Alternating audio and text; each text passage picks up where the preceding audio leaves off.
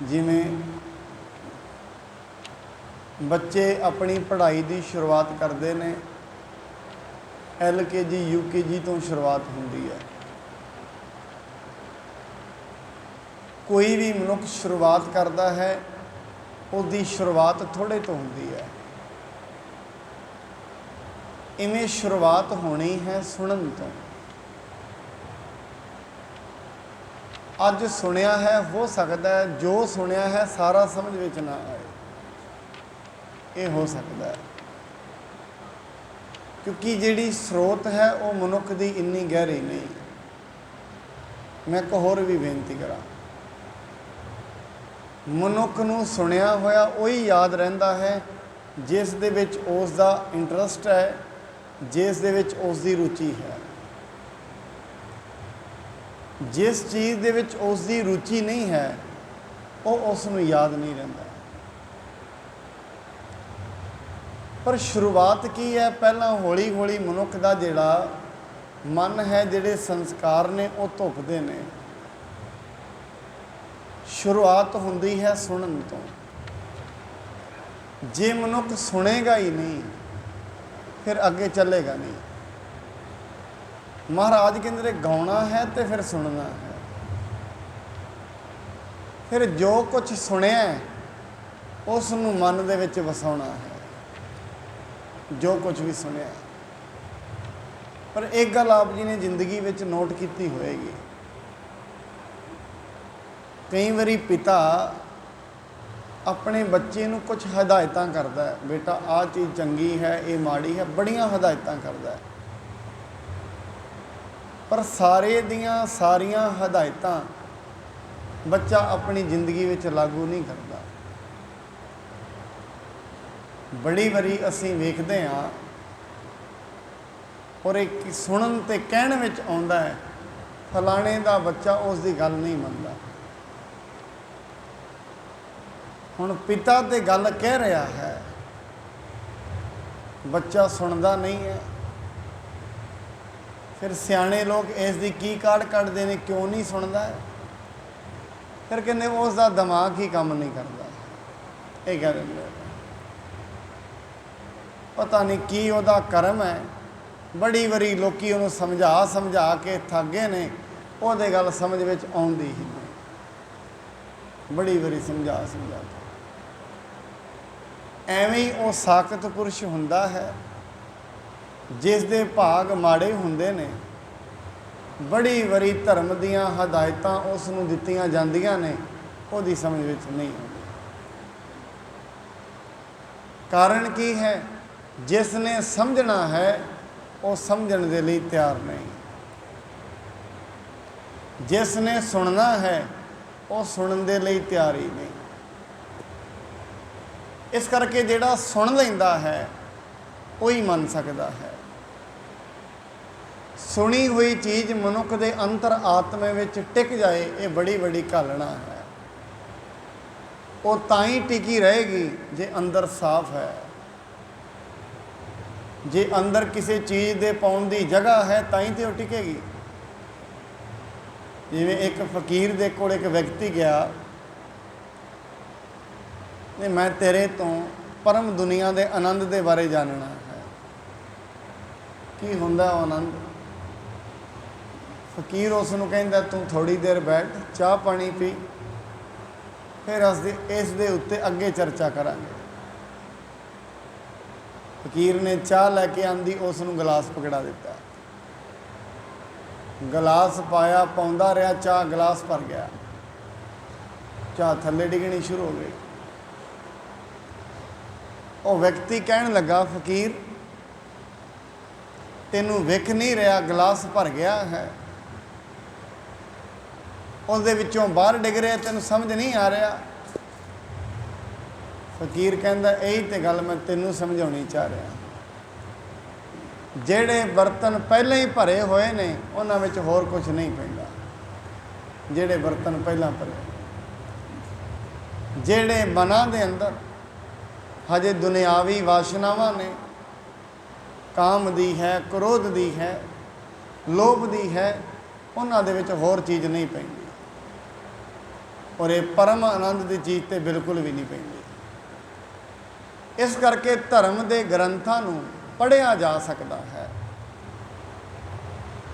पढ़िया जा सकता है, पर पढ़न दे नाल मुक्ति नहीं बनी। कहते इन पढ़िया मुक्त ना होई। सिर्फ जो पढ़िया है, कई बारी वो पढ़िया होया सिर का वजन बन जाता है, हंकार का रूप धारण कर लेता है।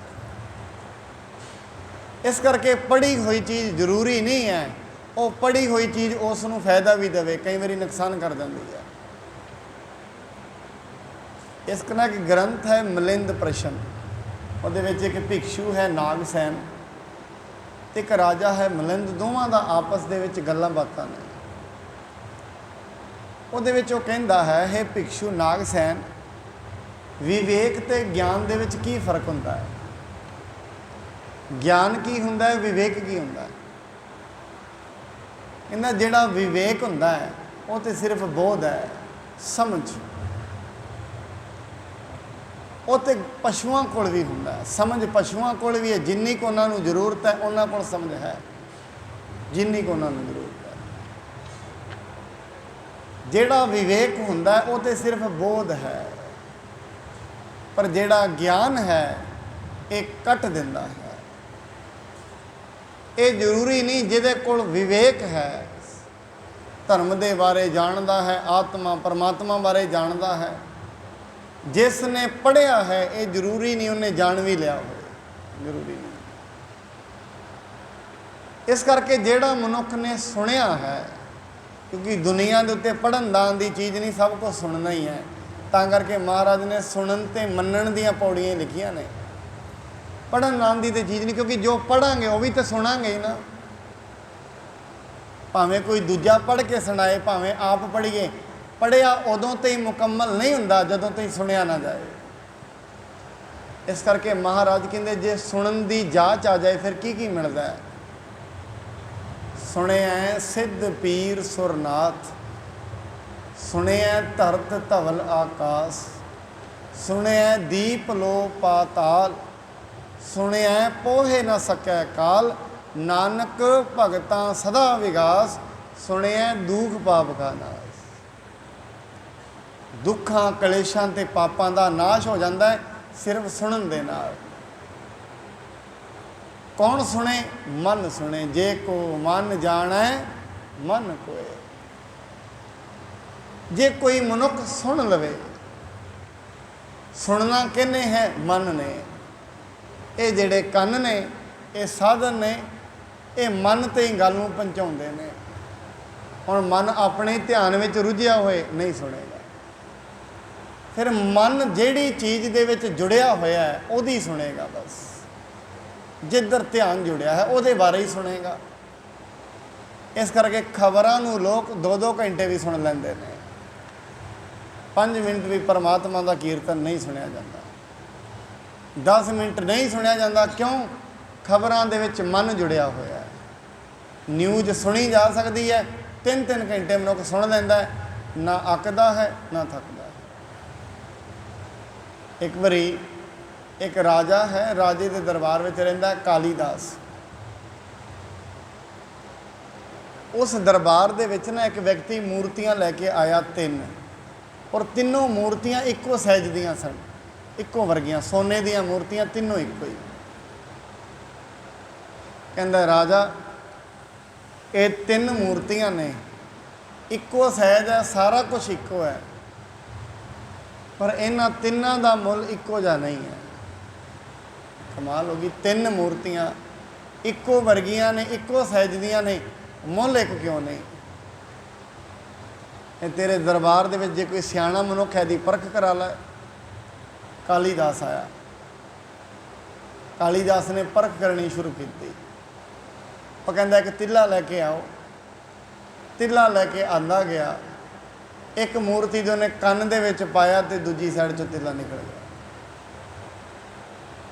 दूजी मूर्ति दे विच पाया, एक साइड चो पाया, दूजी चो निकलिया नहीं पर अड़ गया। तीजी मूर्ति दे कन विच पाया, तिल्ला बाहर ही ना आया, अंदर ही चला गया। ਕਾਲੀਦਾਸ ਕਹਿੰਦਾ ਰਾਜਾ ਜਿਹੜੀ ਪਹਿਲੀ ਮੂਰਤੀ ਹੈ ਇਹਦੀ ਤੇ ਕੋਈ ਕੀਮਤ ਨਹੀਂ, ਚੁੱਕ ਕੇ ਬਾਹਰ ਸੁੱਟ ਦੇ।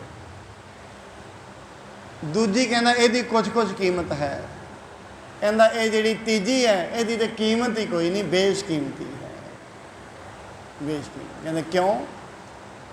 ਇਹਦਾ ਤਰਕ ਕੀ ਹੈ, ਕਿਉਂ ਬੇਸ਼ਕੀਮਤੀ ਹੈ? ਕਹਿੰਦੇ ਦਾ ਕਾਰਨ ਹੈ। ਕਹਿੰਦੇ ਪਹਿਲੀ ਮੂਰਤੀ ਇਹ ਦਰਸਾ ਰਹੀ ਹੈ ਉਹ ਵਿਅਕਤੀ ਨੇ ਜਿਹੜੇ ਧਰਮ ਦੀਆਂ ਗੱਲਾਂ ਸੁਣਦੇ ਨੇ, ਇੱਧਰੋਂ ਸੁਣਦੇ ਨੇ ਉੱਧਰ ਕੱਢ ਦਿੰਦੇ ਨੇ, ਸੁਣ ਕੇ ਨਜ਼ਰ ਅੰਦਾਜ਼ ਕਰਦੇ ਨੇ।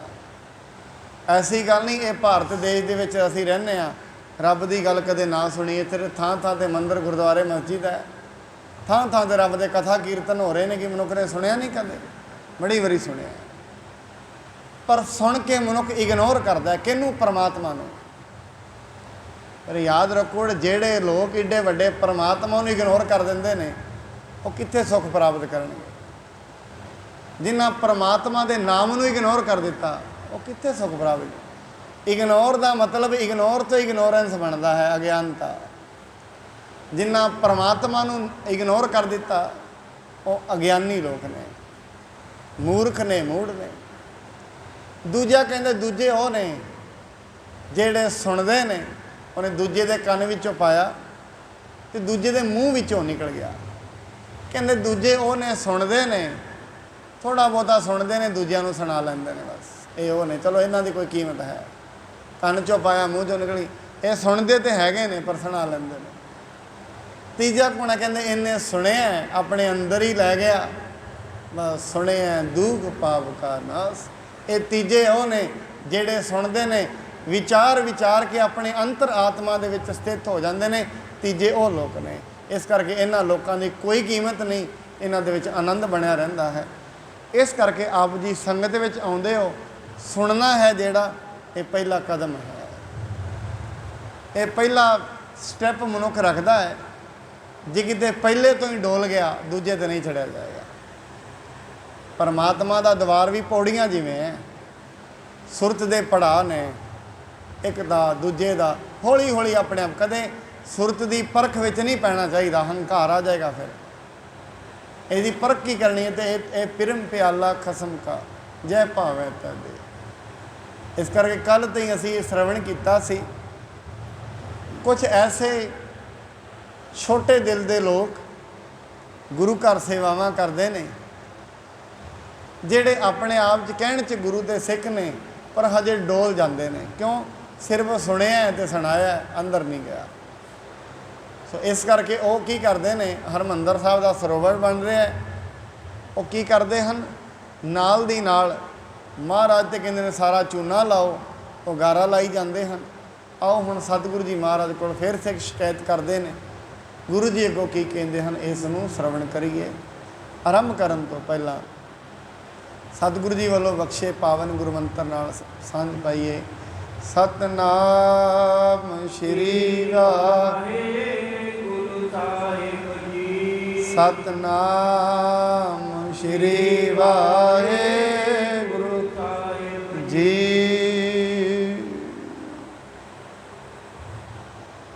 ਇੱਕ ਰਾਵਰ ਡਿਗ ਆਨ ਬਤਾਵੇ, ਦਰਬ ਮਸੰਦ ਨਹੀਂ ਸਰ ਲਾਵੇਂ।